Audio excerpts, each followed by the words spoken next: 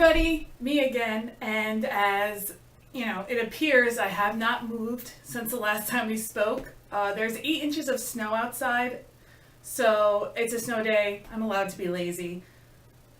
I am not ashamed. But you know who hasn't been lazy? You!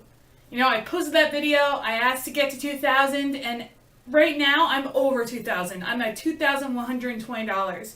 So, woohoo! Thank you, thank you, thank you.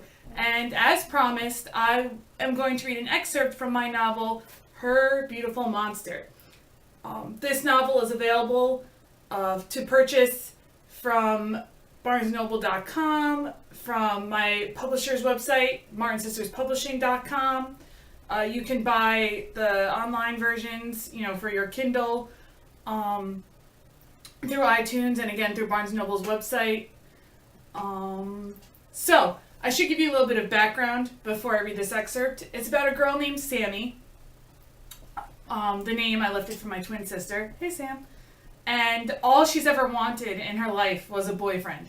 She thinks that that is the most important thing in the world. It's how she determines her value and her self-worth, which can be dangerous.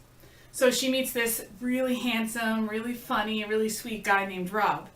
And he invites her over for dinner. So that's the section I'm going to read to you now from Her Beautiful Monster by me, Mandi Bean. All right.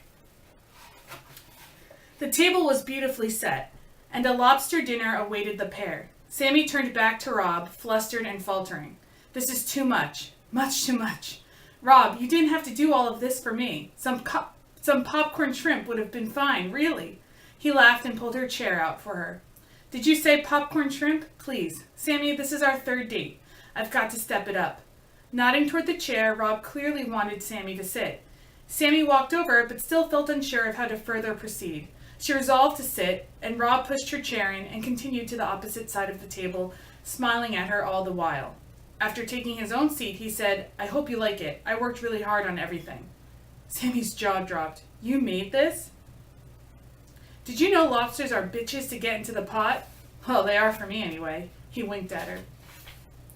I can't. What would you like to drink?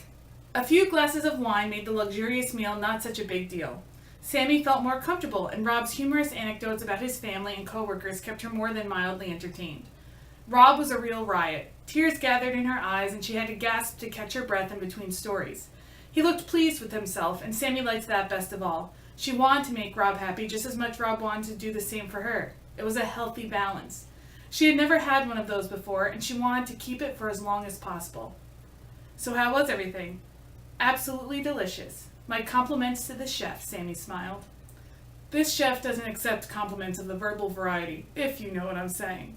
Rob grinned wide enough to force his eyes to close, and Sammy cracked up. I think I understand, Sammy said as she slid her chair back and stood. Slowly, but smoothly, she walked over to Rob, who was seated, and looking at her with a bemused expression. Bending her head to his, she chastely kissed his lips. Thank you so much for a wonderful evening, Rob. Rob pulled Sammy onto his lap with his strong arms.